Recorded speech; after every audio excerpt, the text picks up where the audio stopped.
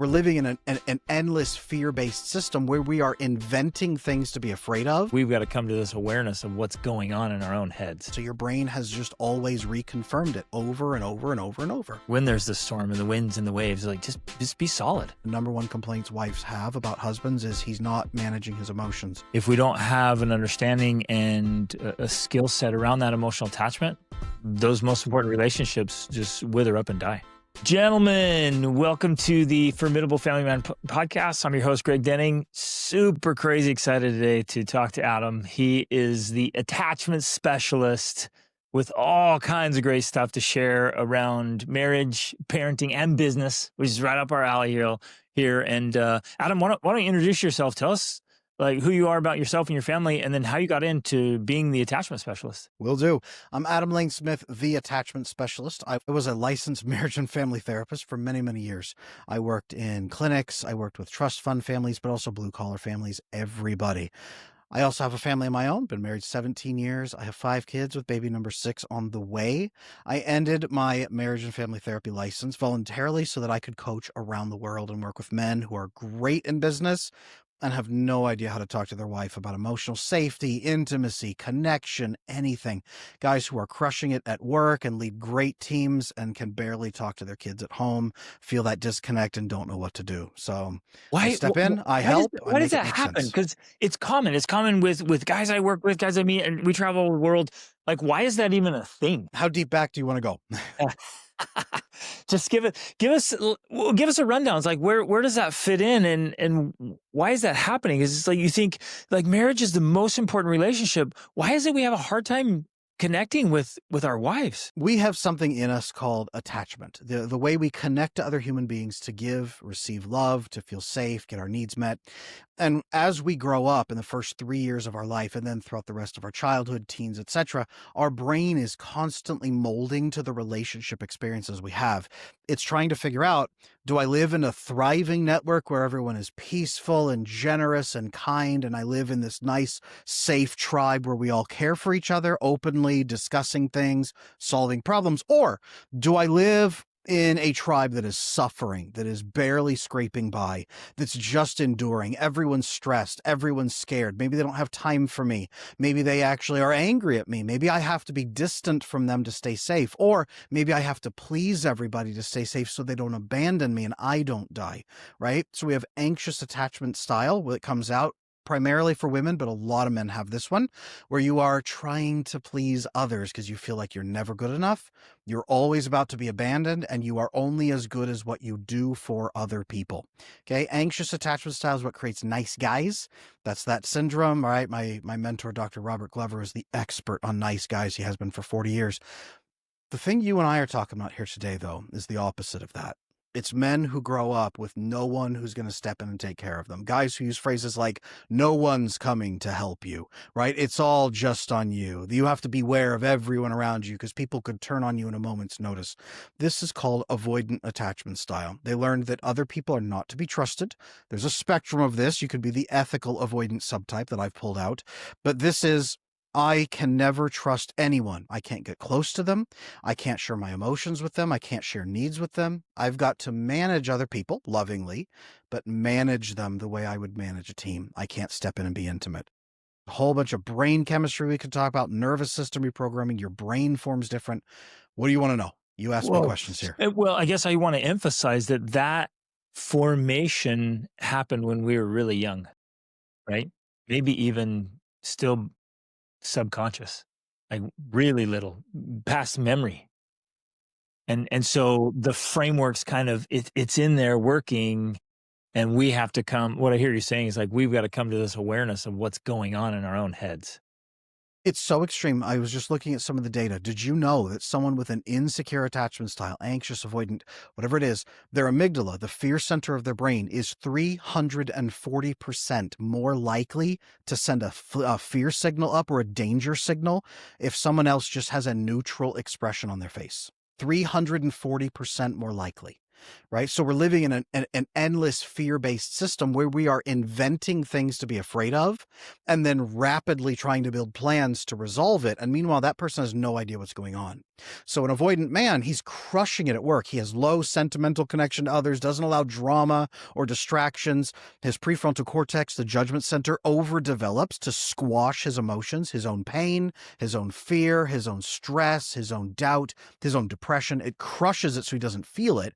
Also diminishes his ability to feel positive things, by the way. We'll talk about that. But he dissociates from his own body and mind experience so that he can work 12, 16 hours a day and crush it at work and never see his family, and then be genuinely confused when his wife says, "We don't even have a marriage anymore. I haven't seen you in 3 years. Where are we?" Right? These guys are hyper developed to survive and frankly to take care of other people too, but not have the emotional connection. And so they lose it. Ooh, and why? Let's touch on that and kind of maybe dive into that. Why does that matter so much? And because some of these guys may not understand it, and they may not understand Yeah, their wives, but I think that last part just nails it. If we don't have an understanding and a skill set around that emotional attachment, those most absolutely. important relationships just wither up and die. Absolutely. And it matters at home if you want to maintain your family and grow a legacy with your kids. It also matters at work. We know from Harvard Business Studies that you have a 50% productivity increase with trust-based leadership instead of more classical, just money-based leadership or hierarchical, right? So the trust and the emotional safety matters, but most men with avoidant attachment style have never felt safe in their life. So when someone says, "I don't feel safe," they have no idea what that means. Their wife says, "I want to feel emotionally close to you." They don't know what that means. Their brain actually resists the bonding hormone oxytocin, which actually makes you feel belonging, safe, warmth, intimacy, closeness. Their receptors are blocked because of the high level of cortisol they have, and it has been blocked, most of them lifelong. So they've never felt it, right? So I they didn't know only that piece experience of it. Like it's I hell. understood the connection piece, but I didn't know their brain resists that. Yes. Wow, fascinating. When your nervous system goes into sympathetic nervous system mode and you're stressed out, which they're in 24/7, Mhm. and you're flooded with cortisol, your oxytocin receptors block. But here's what's really bad is then your GABA is just rock bottom. Your GABA suppresses cortisol. So now, because you can't emotionally bond with your tribe, your network, your family, your friends, you have unregulated cortisol 24/7. It's just a nuclear reactor burning all the time. It can make you hyper productive, but it leads to cancer, heart attack, stroke, low human growth hormone, testosterone flattening out about 35 to 40 or earlier, driving libido issues. A lot of these guys have to take testosterone replacement, thinking that it's their system. It's actually your attachment and your relationship structures. Human growth hormone goes down, harder to build or maintain muscle. You're more likely to have all 10 causes of death and earlier in life. So you're likely to lose 10 to 15 years off the end of your life Right. and have lower quality of life through the Yep. entire rest of your life, all because you can't emotionally bond to others. Now, I want to highlight right now for guys feeling hopeless, this Right. is all fixable. It's Yep. fixable. Your brain has neuroplasticity and can remap. So you can avoid these things if you're feeling it right now. But you've got to get on it because this is the missing piece. It's the missing vertical most guys have no idea was even. Brother, that was like drinking from a fire hose of awesome. It's so relevant and so true, so powerful. And I connected a lot of those pieces, but not like you just described it. That was amazing. So let's just dive right into it. What can we start doing? What can men start doing to be I think there's a misunderstanding. It's like just be more emotional, be more vulnerable. But what are the real actionable steps that, You that know, men can start doing to get in a better spot? tease you with this. There are 4 key things a man must do in his relationship to make his family feel safe and connected so they can be thriving. And then there are 4 key things his wife must return to him so that he can feel the same depth of thriving and growth and peace and intimacy. It has to be that way, 4 and 4. But I'm going to say this for the guys at home. Guys, if you're not convinced yet if this is you, let me ask you this. Do you have to go to the gym 2 hours a day, 5 days a week to scrape the bottom of the barrel for serotonin so you can just feel a little bit balanced? Okay. Are you thriving on cortisol and stress constantly, but can never come out of it? So that when you're sitting with your wife, you're grinding your teeth thinking about work and projects that you could or should be doing. That When one's you're common. trying, right? When you're Mhm. trying to play with your kids and you're laying on the floor having a tea party with your daughter or you're throwing a football with your son, do you feel like there's a wall between you that you don't know what to say, you don't know how to connect, you don't know how to open those conversations with them, and they're not really barely talking back with you either. It's just a lot of silence. Okay. Do you find yourself lashing out at your family sometimes in irritation when they try to connect with you, and then feeling grief and pain? Like, what have I done? I want to connect with these people. Why am I not helping?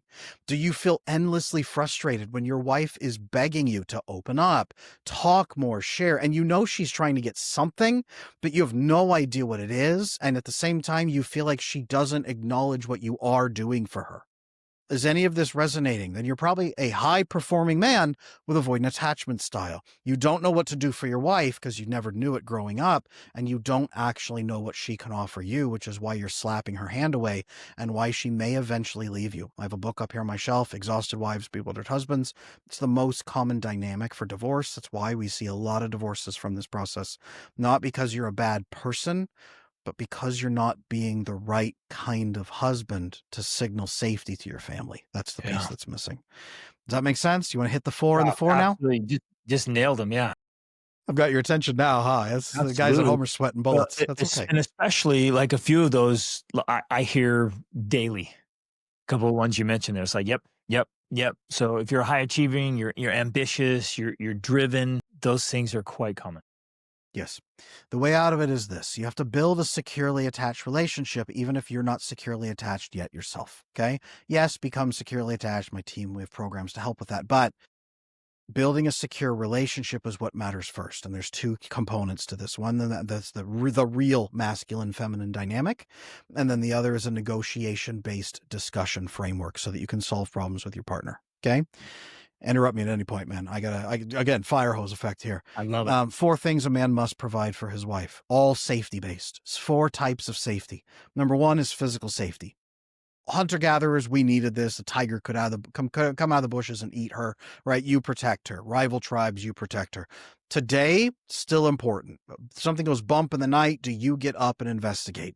Do you lock up the house at night? Are you taking care of business there? When you walk on the street, do you walk on the outside with her on the inside? Little subtle clues, right? Is she physically safe? Very important. Most avoidant men, massively successful at this. They're aware of risk, hyper aware of risk, endlessly tracking for threats, so they make others feel safe, which is good. Number 2, resource safety. This isn't even just paying her bills. If something goes wrong, would you be the man to get up and go do something about it? Would you rescue everybody from the problem? If the world ends, would you go out and get cans of food? If money goes down, are you going out and getting another job to earn more? Are you taking care of resources, right? The man builds a structured perimeter of safety, then he goes out of the perimeter, gathers resources, brings them back in to the women and children. This is a basic feature of masculinity. Most avoidant men right now, you feel smug because you're crushing the first 2. I got this. Right? I'm doing everything. My responsibilities are at an end. What more could a human ask for, right? Well, inside that perimeter. Can I pause right there and emphasize what you just said? If we stop at that point and think, I'm crushing it. Like I'm a protector, I'm a provider, I'm showing up as a husband and father. What else do you want from me? If we stop there, that's where there's a lot of problems we come up short. That's it. We have to be providing the next 2 levels of safety, or we are not mature masculine. We are juvenile masculine. Juvenile masculine men can provide the first 2 levels. Mature masculine men, only they can provide levels 3 and 4. And this is what most women are flagging for, because you build a perimeter and then go out of the perimeter, kill something, bring it back for resources. But what happens inside the perimeter? Is she actually safe inside the perimeter? And how does she know your perimeter isn't going to evaporate? How does she know the children are safe inside and will not be abandoned, especially if she was in childhood? How does she know she's safe flagging things to you and being your executive partner? We'll talk about that. 4 levels of peace she must return to you, that she aches to return to you. Level 3 safety. This is what wives are asking for a lot. Emotional safety. It has 2 components. Is she safe bringing her emotions to you respectfully, but bringing concerns, bringing fears, bringing sadness, bringing hurt, bringing arousal, bringing anything to you that has emotional content, knowing you will listen, you will download it as data, you'll ask clarifying questions, you'll work on it with her, and then you'll come to a solution. Are you going to resolve concerns with her? Number 1, we call it containment. We also call it co-regulation of the nervous system. Yes. If someone goes into their CEO, knocks on the door, goes, oh man, we got a problem. The CEO is supposed to go, hey, sit down. It's okay. We're going to get this work done. You give me some information. Tell me what's going on. Okay. I don't know your department the way you do. Tell me a little bit more. Talk to me a little bit more about what's going on. Why is that a problem? Okay. I hear it. I got it now. Here's a solution I think could work. What do you tell? You tell me. Does that work? Yes. Excellent. Go ahead and implement it. I'll do this from my side. Let's connect again in 1 week. That's masculine leadership that the wife is needing at home. But most men stop doing that at the front door and they react emotionally. They act like she's threatening them. He's upset when she brings problems. Well, You're she does failing as this a leader in the home. complain. Well, Right. this She is just wants to terrible. I complain. No, don't she's want to hear flagging this. information to you. Exactly. 100%. Yeah. That's emotional safety part one. Part two is your emotions. Are you disciplined in them? If you're just turning them off and dissociating from them, Greg, I want you to play a game with me, okay? Let's pretend your buddy pulls up in a car. He's coming to pick you up. You're going out to lunch. You get in the car, you sit in the seat, and you look over, and his dashboard is all the heads up is blocked out with duct tape. So there's no visible meters. Nothing is visible. And you go, buddy, what's going on there? And he goes, oh, man, I got tired of all the lights and the warnings flashing at me. I've just blocked them out so I don't have to think about them while I'm driving. How fast are you getting out of this car? Exactly. Like, bro, I'm driving. We're taking my Right, trip. like, correct. Exactly. This is a woman That's a watching great you metaphor. dissociate. That's it. Emotions are just data. That's all they are. Now, they come with a lot of prepackaged stuff. They hit the right side brain, which drains your logical functioning. You get agitated and upset. Your linguistic skills goes down. Your language goes down. You can't articulate very well. You need someone else to guide you out of that. This is the co-regulation. But if your nervous system is freaked out, she sees you stressed all the time, you're not emotionally engaging, you're just blocking out, you're blowing up and reacting, you're pissed off every day, you respond badly to your kids, you yell at your kid because he wants a cookie, you yell at your daughter because she wants a pony ride, like you're blowing up, you are not emotionally disciplined, you are not safe. At any time, something bad could happen inside the perimeter, and the kids are going to grow up feeling unsettled with attachment issues, with their amygdala overdeveloped, the fear center, they're squashing their emotions, not knowing how to integrate with people, not knowing how to communicate. She sees the damage coming. She's flagging it to you. Emotional safety is part 3. Okay. You have to have secure attachment and emotional discipline to manage this, which leads to level 4. Can I jump in right there? Go. Do you, in your work, are more men explosive or kind of going numb, quiet, escaping? Or is it kind of an even balance, would you say? It really depends, because that's a flight response in your limbic system or a fight response. Right. Most men are desperately trying not to fight because they don't want to hurt their family. So they try to pull away. But when there's no more space for them to go, when their wife is chasing them down, when you can't leave your family, when you just want to rest and you're very tired, that's where the fight starts to come out, the irritability, the lashing out. Maybe they're exploding and yelling. Maybe it's just snapping. Maybe it's passive aggressive, maybe it's sarcasm, but the fight comes out because you feel like no one cares about you and you don't know what they want, so you put them in their place to try to keep the system going. It's a survival-based thing. It's not an intimacy-based That's thing. what I was just going to say. Both of those are subconscious survival reactions. It's like you're not even thinking, you're not present, you're not there. So I like what you're saying. It's this emotional discipline to be present, to direct your emotions, to know what's going on, versus I'm either flight or fight, and neither of which will help at all to give her the emotional safety she needs. Right, which is why when couples or individuals come to me or my team, nervous system regulation first before anything else, because the guy has never regulated his nervous system. Most guys with avoidance, they're a nuclear reactor getting ready to explode from just unregulated cortisol. They throw dopamine at it to try to cool it down because it's all they have, so they dopamine binge in 50 different ways, and that's the only mechanism they have. Otherwise, they got to run away and just cool off alone somewhere, or alcohol or whatever it is to numb their system, and that's the only other thing. Your system's not meant to run that way. That is a survival system that's not meant to be on 24/7. It kills you. This is why guys perform and thrive till they're 45, get cancer, and spend every dollar they've ever made on cancer treatments, and then die at 50 and check out right as their kids are just getting to an age where they can really grow and talk. And now your kids grow up without that father figure in their life. Your kids watched you binge on stress and then die, and now they have to go forward with the same system you did, and they'll do the same things you did. And these guys are just surviving on substances. I mean, they're just pounding caffeine and then alcohol, maybe porn. I mean, it's just all these coping mechanisms. because we're not getting to the core of the issue. Yes. And some of them are Yeah. running $100 million businesses. Some of them are raising kids in the suburbs. Some of them are working in factories.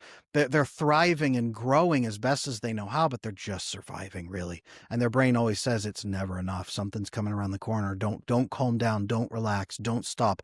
Keep grinding, keep grinding, keep grinding right up until you die. Because It's brutal. it's fear-based. It's Just a fear-based. curiosity, when you have people start doing emotional regulation, they do it alone or they do it together? Typically, you do nervous system regulation on Nervous your system. own Yeah, first okay. so that you don't cause problems with the other people. And then you come into the communication approach and you start co regulating after that so that you Beautiful. have anything to give to your family. You have to be stable first. Your family Love is it. going to take on whatever you're giving them. They have kids have mirroring neurons in their brain, adults do too. 100%. They feel your stress in their system and they don't know what to do. So they just freak out. Tantrums, meltdowns, perfectionism, all kinds of things spark because they're afraid all the time while you're afraid all the time. Regulating your nervous system is crucial. This is one of the number one complaints wives have about husbands is he's not managing his emotions. She's asking if you have them. She's asking what you're doing about them. She's asking you to share with her so she knows what you're feeling. She's trying to optimize with you, but she's also trying to track your status.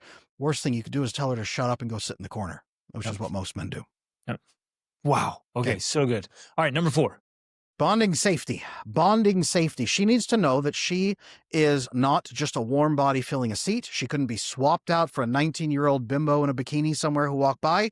She is a real thriving partner in your life and that she has a role to play that is irreplaceable. You need to value her for the connection you share, the wisdom she has, the experience she has. This does not put her above you. It makes her a trusted counselor and advisor in your life. To do that, she has to have a few factors. We'll talk about that. But there's a bonding hormone that men have more receptors for than women do called vasopressin. Vasopressin is only released when we solve problems together, overcome challenges together, learn skills together, achieve goals together. We have to be hitting targets as a couple. So our brain tags and says, you're my ally. And this is the monogamy hormone. If we give it to rodents who are cheating, rodents stop cheating and become protective of their bonded partner. If we take it away and block the receptors, faithful rodents start cheating overwhelmingly, actually. So this is crucial. And men have more of these receptors naturally than women do. Women have it, but men have more. And grab this, avoidantly attached men whose receptors for oxytocin have been blocked their whole life shift to receive vasopressin instead. So you are hyper attuned to this bonding hormone. Your brain is looking for someone you can trust, but you never let anyone in to build the trust. So level 4 bonding safety is sharing concerns with her and challenges, not to cry on the floor, but to then solve them, to help implement things together. You want to be the CEO in the family leading. Her job is to be the COO, Chief Operations Officer in the family. Her job is to flag concerns to you. Her job is to maintain the system in homeostasis. Her job is to bring challenges and issues to be resolved for the strength and protection of the company that you're co-founding together.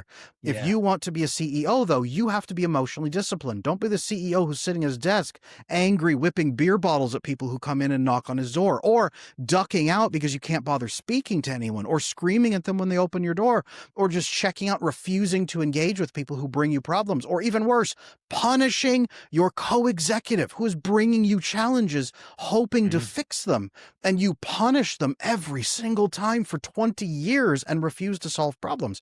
This is divorce process right here. This is how people get divorced.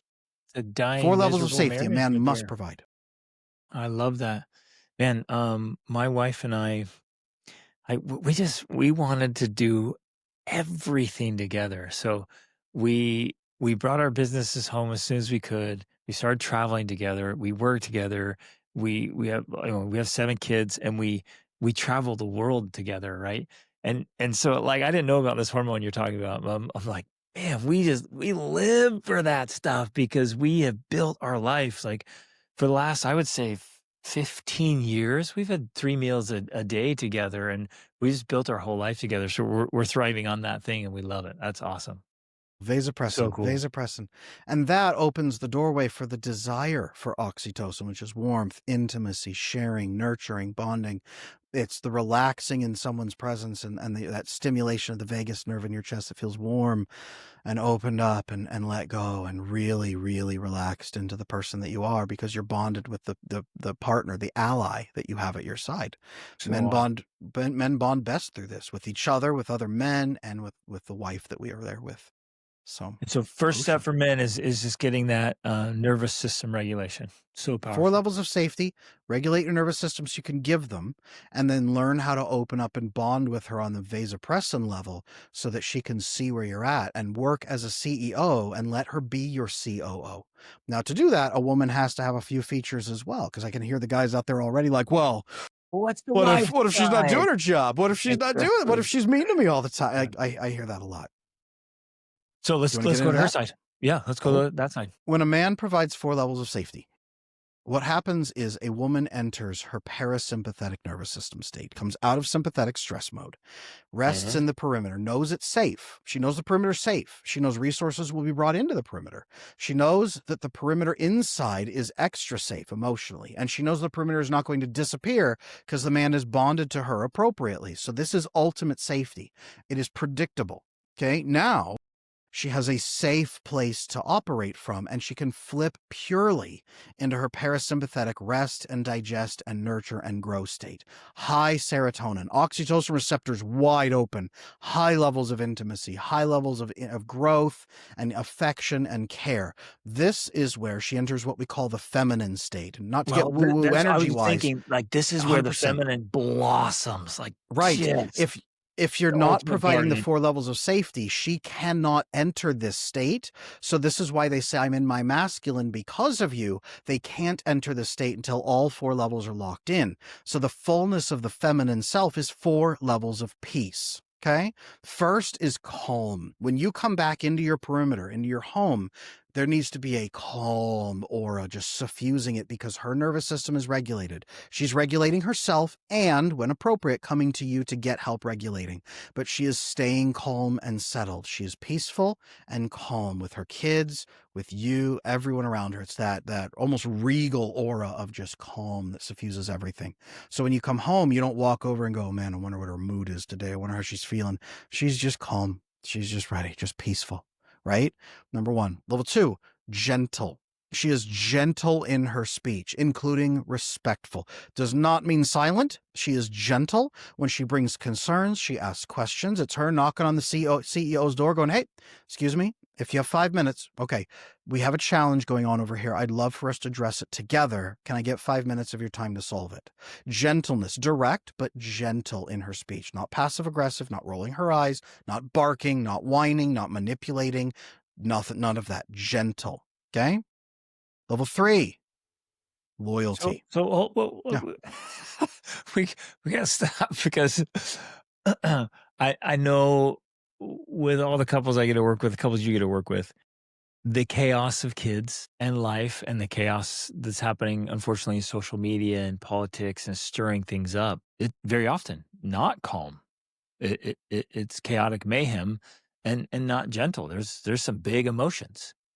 The ocean, like the women are like the ocean, the storms and the tides and the winds and the waves. So, are you saying that?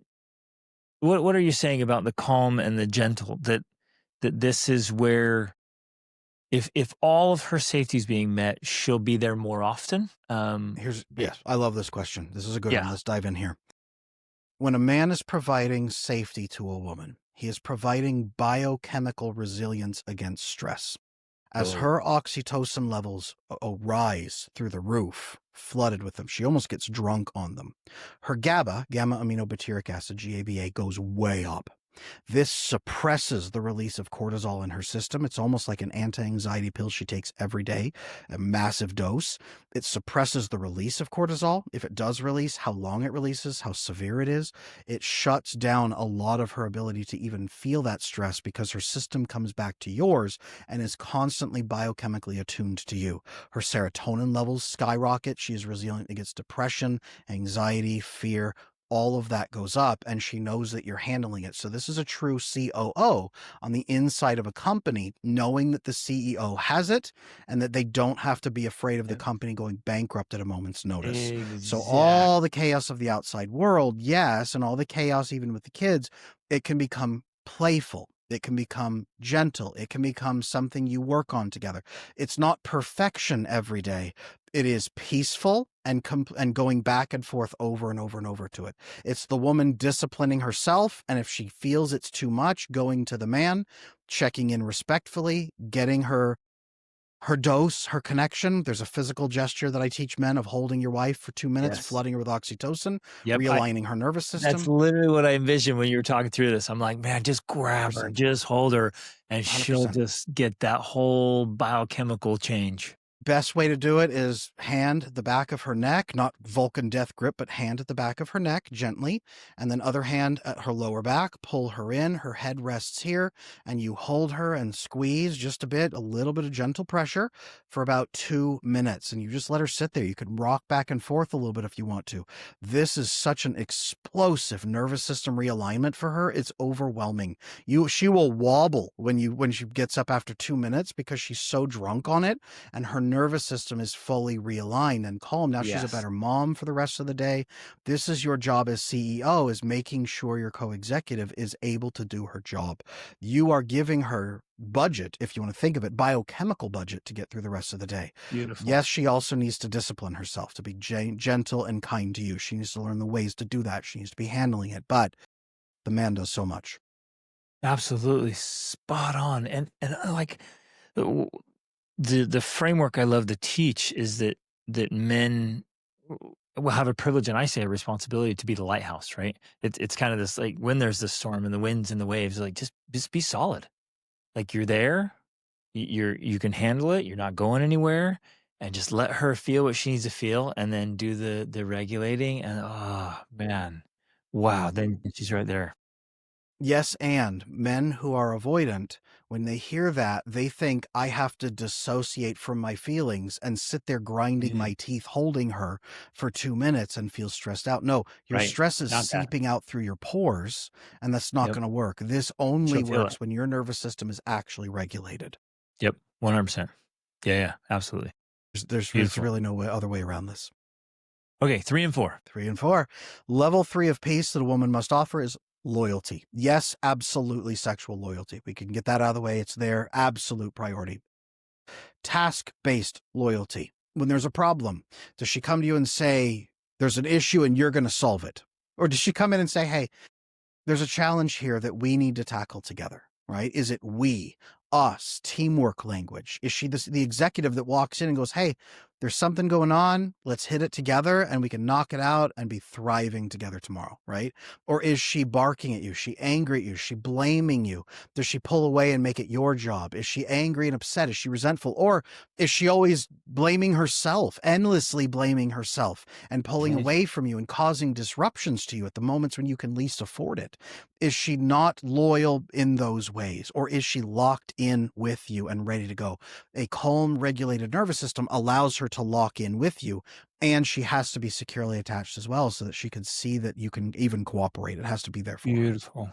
Well, because that's also very common. This one's really common, where she's gonna wanna just offload her burdens and just, "You take care of it, you take care of it, you take care of it." And there's room for that in a co-executive relationship, right? The COO could say, hey, there's a problem here. I don't know what to do. Can you take it for me? And he goes, absolutely, right? That's the CEO's job, is handling fires all day long. That's his job.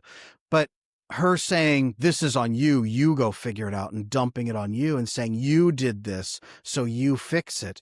That's not loyalty. That is actually sabotaging the rest of the relationship. She So cannot be doing that. what's happening there most often in her mind and biochemistry? Like, what is she hurting? Is she afraid? Is she feeling insecure? Yeah. So all the years that I've been doing this, working with couples, one thing I've seen again and again is two main patterns emerge. One, either she started off trying to do that and you've slapped her hand away so many times. You've treated her like your assistant instead of your co-executive. She's knocked on the door so many times and you've shut it in her face.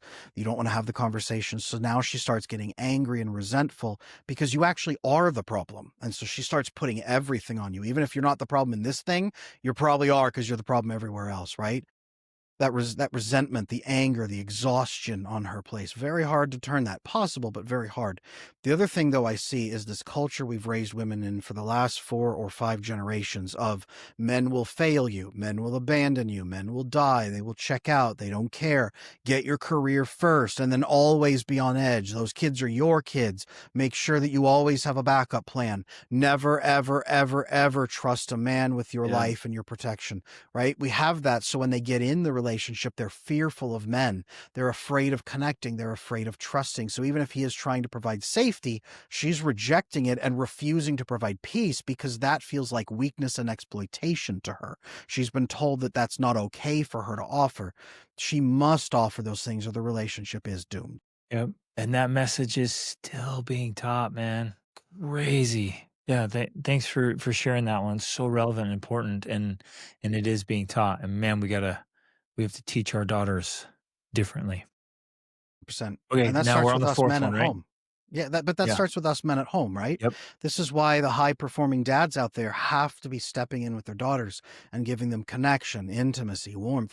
Otherwise, you're sending a message that you're not interested and she has to go through this world on her own, or you're sending a message that she's not good enough and now she's going to go out there desperately trying to get approval from somebody, and that's not going to be a pretty picture. So, you stepping in, connecting with your daughter, calm nervous system, secure attachment, good communication, talking with your daughter and really intimately bonding with her makes her biochemically resilient against manipulators, abusers, all the things out in that world, but also helps her grow a healthy marriage and her Right. future.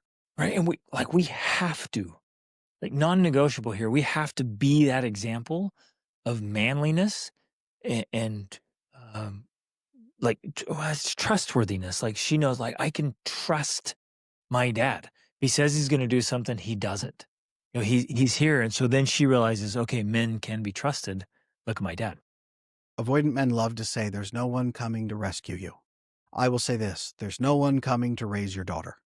You are the one person who's doing that. You are the model of masculinity for her. She can either be afraid of men, disappointed by men, or desperate to please men, or she can be loving, trusting, but with boundaries, with expectations. She can be that woman who walks into the relationship who is calm, she's gentle, she's loyal, and she's level 4 that we're going to talk about in a moment. It's the father that determines so much of that. So good. Okay, Level number 4? 4. You're excited. Okay. Level 4 is executive partnership. A woman must offer a man executive partnership.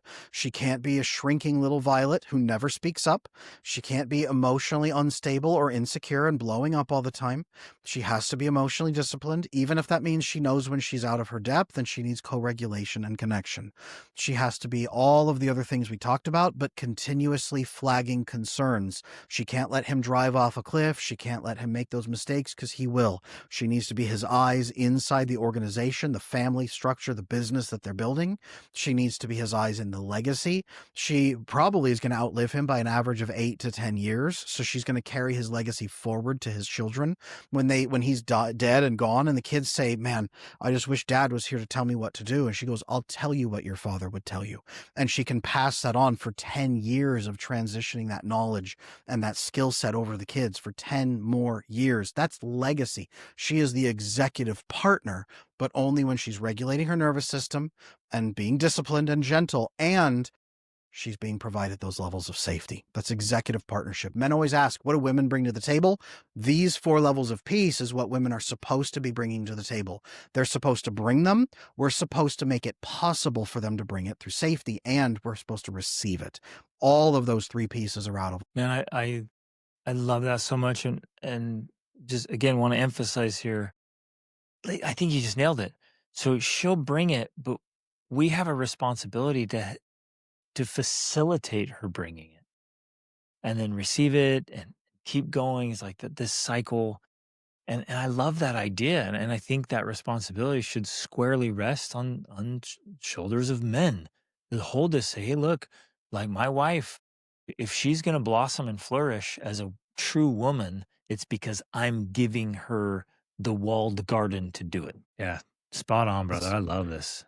That is our job. That's the job Yeah. of the masculine. The job of the feminine is to create life and nurturing within the perimeter. And the job of the masculine is to create and hold that perimeter so that everybody's safe. And then we grow and we grow and we grow.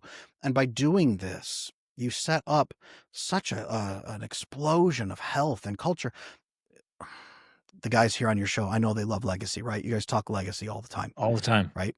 Let's do some simple math for the guys out there, okay? Let's talk legacy. Very basic math. I do this. Years ago, I used to work with kids. I worked with 12-year-old boys. We would do this math. Their eyes would light up. They had life purpose. I do it with guys who are in their 70s. Their eyes still light up with purpose. Basic math. Let's pretend everybody out there, you're going to have 3 children. Cool. Most guys stop there. They go, well, my legacy is 3 kids. All right, cool. No, let's do some math. You have 3 children. Okay. Inside the perimeter you establish and your wife nurtures, you have 3 children. They go out and build their own perimeters, nurturing and growing healthy. Okay. Each of them has 3 kids. That's 9 grandkids. They go out and grow and nurture with their own perimeters. Okay. 27 great grandkids. They go out and have their thriving networks and structures. Okay. 81 great grandkids. When you put it all together, it's 120 biological children and descendants over the next roughly 100 years from 333. Now I've got 5 coming up on 6. Greg, you got 7, you got a lot, right? It's good. That's a lot, but look at the explosive math that begins to grow, the exponential increases. If you just take it out another 50 years or another 100 years, at 200 years, tens of thousands of people that you're looking at biochemically and biologically, your children. Now they are all influenced by that original core perimeter that you established and that your wife grew and nurtured inside of. They're building from this. You can either be the one that begins that and creates health through the ripples, or you can do such a job that they go out desperately craving it and create broken systems and broken systems and broken systems. You're looking at 120 either way. It does. Exactly. It does. But they're either thriving and healthy and growing and being protected against predatory systems and other people and governments and collapses, or they're resilient from that because they're together, or they're fractured and broken. They're falling into all kinds of addictions, into damaging epidemic and behaviors. I don't even name some of the bad behaviors people are doing right now, but all of the destructive cycles keeping people ripped apart and alone. We are only vulnerable today for the bad things that are happening because our ancestors didn't know how to build these thriving structures. They had imprinted good structures that were handed down to them that got broken 100 years ago. We have to be intentional about rebuilding them if we want a better system in the future that people are not exploited and destroyed and harvested. We have to build a better system. So men out there, what do you want for your descendants? Because it starts with you. 100%. And I would say we'd have to do it, desperately have to do it, because everything is so dysfunctional and there's so much darkness and evil right now. Who knows? Maybe a couple of generations ago, they could have been more casual about it. At least from my perspective, we can't be casual about this. We can't afford to, take a maybe, or, I'll get to it. It's like we have to do this right and build this family dynamic so that it keeps our immediate family safe, but then builds out those legacies. I love that, brother. We have to be doing this. This is for the people who are relying on us. It is literally life and death. We've all seen the statistics. We know that this is life and death. We know that there's even living death that your descendants could be going through and suffering through daily, right? They are technically alive, but they're not really here. They're not really thriving. They're not doing anything but barely scraping on living in a 1-room studio apartment for the rest of their life. Can't even afford a pet cat, right? They work a job they hate and they drink themselves to sleep every night and they just wait for it to end. That could be your descendants, but I don't want it to be. Okay, so that's actually a good lead into kids and big families. I want to hear your thoughts on this because big families are rare. I think it's amazing. We have 7 children. We adopted our first, had 6 more. packed them in there, went and traveled the world. It was chaotic. It was crazy. It was awesome. And we love it. Just found out that we are having our first grandson Congratulations. in a few months. So it's that new phase of life. It's like, yes, I love this. I love family life. And as we travel over the world and talk to people, there's like, they're either you watch them counting, in shock how many kids we have, but let's talk about families, man. Absolutely. Big families, I will say, are not always better if you are not fixing your nervous system and fixing your attachment, because all that means is more damage that you're leveraging on them. Not you, Greg. You're good. But everybody out there, you dream of a big family. Sure, but what are you going to do with that, right? I got 5 kids. I work a lot. I'm building the Attachment Institute globally to try to teach I want to build 1 billion securely attached people over the course of my lifetime. I got a lot of work to do. My wife's a stay-at-home mom. She works harder than I do, right? At that structure. She homeschools. It's a lot of work with 5 kids. We got 6 coming. Well, That and your can either oldest be is 9, right? 9 every 2 Yeah. years. So Every you 2 got years. a lot of small kids at home. Man, Yes. 9 being the oldest. 9 is now my youngest. I was in that, bro. Like, your wife is busy and there's chaos at home. There is. There is. You have And that's little boys? okay. What's that? You have little boys? How many boys do you have? 2 boys, 3 girls, and the new one, we're not sure yet. We'll find out. So, yeah, my boys are, they play competitions to see who can put holes in the drywall faster. So I know, yeah, Exactly. little boys. That's why I was mentioning boys. They are just, Little boys are a just trip, man. I love it. It's so They're fun. they're basically just like pet gorillas you keep in your home that slowly learn to talk is basically what it is. It's Exactly. wonderful. Oh, they're awesome. But it can either be heaven or it can be hell with your Yep. family. If your nervous system's dysregulated, you're detached, your oxytocin receptors are blocked, you're not getting warmth and intimacy, you're just vibrating and grinding your teeth, and you see these kids and you love them, but it's hard to feel warmth or closeness to them. So you try to raise them mechanically as you try to understand what's good for them biomechanically, but all you end up doing is hurting them and distancing them more and more and more, criticizing them. And then your wife is angry and stressed out at you and says, why are you hurting our kids? You go, what do you mean? I'm taking care of them. Look, I pulled in $5 million last year. We got 3 houses. We got a yacht. We got all these cars. I bought that one a pony because the last pony I gave her wasn't pretty enough, right? Like, I'm a great father. If you're not regulating your nervous system, having 5 kids is hell. Even having 1 kid is hard at that point because you have nothing to give him. Not really. You're literally perpetuating attachment issues. You are technically doing your reproductive duty of producing a child so that your genetics go on in a dark, painful environment. It is your tribe is dead, you find a woman in the forest, you technically reproduced, you raise the kid to 18 and say, now it's all on you, and then you keel over dead from a heart attack. That's that structure. That's not good enough because yes, the kid is alive, but then what does he launch into? Not a world that he's going to thrive in, by the way. He has to become even more hardened and predatory to survive on his own, or he has to knuckle under and please everybody else just to try to scrape out a living. Either way, man, that's not what you want for your kids. So whether you have 1 or 5, get your nervous system under control.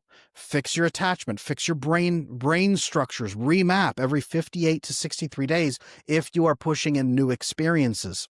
We know this from Dr. Caroline Leaf. She's an incredible neurobiologist. If you have new experiences with your wife, you're sharing more openly. You're talking about problems differently. You're bonding with her differently. Your brain, after 2 months, begins to remap those pathways and it feels natural and healthy. Your oxytocin receptors begin to open up. You begin receiving warmth. Then when you hold your kid, oh man, it feels incredible. And your system gets better because you release GABA, which suppresses cortisol. And now suddenly you can actually sit there with your kid and listen to them talk about their stories they're doing and their games and the toys. And you can listen to them and enjoy it. And then you can give back to them, ask them more questions. And now they feel like they're worthy of your attention. And now you're not grinding your teeth on your 1 day off of the week. You're sitting there immersed with your family, joyful, having a great family dinner, talking to them, growing with them. And they're growing up chemically resilient against stress, fear, intrusion, manipulation.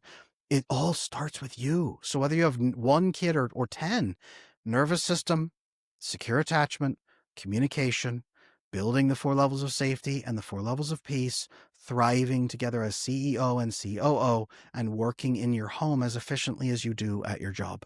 That's going to be the role going Yes. forward. This is your Oh, greatest job. man. Yep. So what I hear you saying is that, well, quite literally, the best thing we can do for our families is to get ourselves to a really healthy spot, mentally, emotionally, physically, get our nervous system regulated. Because what I hear you saying is like, it's not this, oh, do this with your kids, do this with your kids, do this with your kids. It's hey, get yourself good, then you'll show up there and be able to do the things in a way that they should be done. And I'll add one more piece. Every guy always says mentally, physically, right? We say all these pieces. We never say relationally. Get yourself right relationally.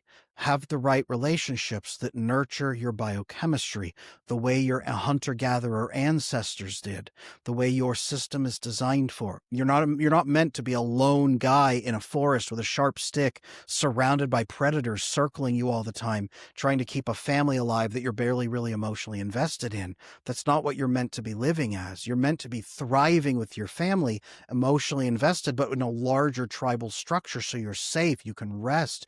You can't rest because your system isn't supposed to when you're alone. You can't stop grinding your teeth because you're supposed to be on edge when you're always alone. It doesn't work that way. You're not going to be able to just click out of it. But biochemically, you need your wife, you need your kids, you need other men, you need your tribe, you need your bigger super tribe, as we call it here in my process. You need all of that growth and integration so that you can biochemically, relationally be operating at a high level. Otherwise, you will crash out and burn no matter what level you reach. So much. And it all starts with just doing that inner work to get your own attachment stuff figured out. And I'm sure you hear those all the time too, and I do as well, working, high achieving men, entrepreneurs, business owners, executives. I guess the common way they would describe themselves, well, I'm just not like that, or that's just not who I am. I've never been good at emotions. I'm not good at connection. I'm not the emotional type. I'm not the lovey, soft kind of guy. I'm just this, and what it is, after you're describing all this, is just, it was something that probably happened when they were really young, and they've just evolved into that, and they can work their way out of it. You adapted, you survived, you grew, you have an algorithm in your head that tells you how to relate. You have never had other experiences that have remapped your brain because you always seek out the same experiences. You have the same little skill set that keeps getting you the same experiences. So your brain has just always reconfirmed it over and over and over and over. You need new skills and new experiences to remap your brain, calm your nervous system, build better relationships, build better brain chemistry and hormone chemistry, and then give that to your wife and children and your friends and your people who work under you at your business, right? Doing this at your business, again, 50% productivity increase based on the longest business study ever done under Harvard. We know that this is true. We know that this system works in business and family. We know that this is the only way to build a successful, healthy, thriving family and legacy. We know this. It's all there. The data's there. So guys that say, I'm just not that way, well, you didn't come out of the womb with all of your financial business skills inside of you. You learned them and you practiced them and you had experiences that then grew that in your brain. Same thing with relationship skills. And I would say the key here is to lean into the discomfort or awkwardness of it, because it's going to feel a little off. Well, just like it did when you were learning business skills, you made mistakes or whatever. Just lean into that and just sit with it and keep working at it. Because we always suck before we succeed. Wherever it's uncomfortable, it feels off. You're like, oh, I'm just not like that. That's just not me. That's not who I am. Lean into that until you regulate your nervous system and rewire and recreate. I love that. With 60 days, right? To remap the brain. Love 60 that. days to remap a pathway in your brain. And however many pathways you've got, you can keep doing it for the rest of your life. Oh, I love it. Okay, brother, let's wrap up right there. Tell us where people can get in contact with you, where they can get your resources. What are you offering? I know you have a huge, beautiful vision. Actually, hold on. Before we do that, I have to ask a question, because you said you're so busy and you have this massive vision outside of your family, how do you make sure your family doesn't get neglected while building a big vision outside of your family? Good question. I work with some excellent co-founders who are mindful of my family and those needs. So we balance it. We balance each other's families.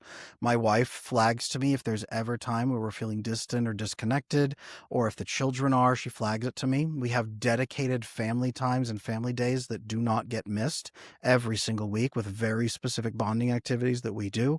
We are always right there. There's dinner conversations, there's lunch conversations, checking in as often as possible, making them understand that they are deeply, truly loved, and they can always bring things to me. And I give every spare moment I have that I'm not working over into my children, and that's the system.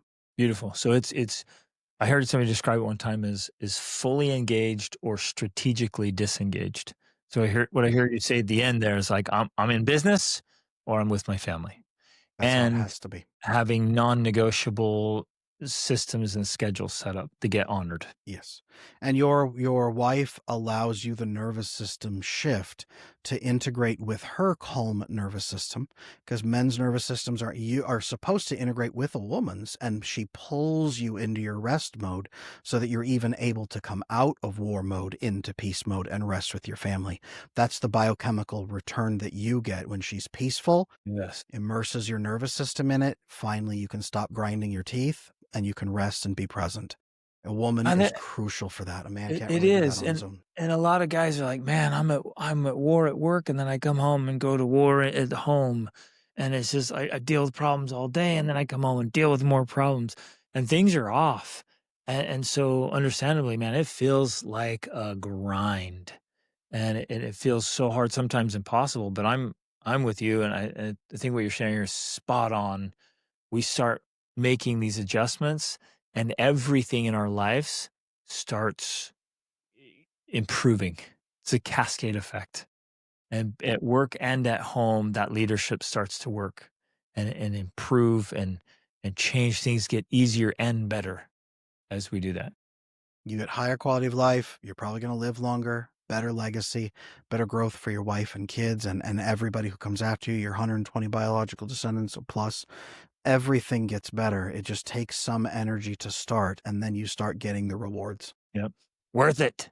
Okay. Worth How it. can people work with you, brother? Absolutely. I'm Adam Lane Smith, the attachment specialist. You'll find me on adamlanesmith.com. You'll find me and my entire team there. We have the attachment repair program that you can go through to fix your attachment with us in a dedicated lockstep system that we can show you exactly what to do to calm your nervous system and build better relationships. I have courses for self-pacing. I have books. I have a free attachment styles guide on there. Go on there, take the assessment. That's there. I have a free attachment newsletter so you can begin learning. I have so many things on the website. Get in, get your free stuff, start into the system, learn, and then decide how you want to work with us, because this is something you've got to get covered for your next 100 years of your family. Love it, brother. So, so good. Thanks. And sincerely, thanks for caring about families, about marriage and parenting children.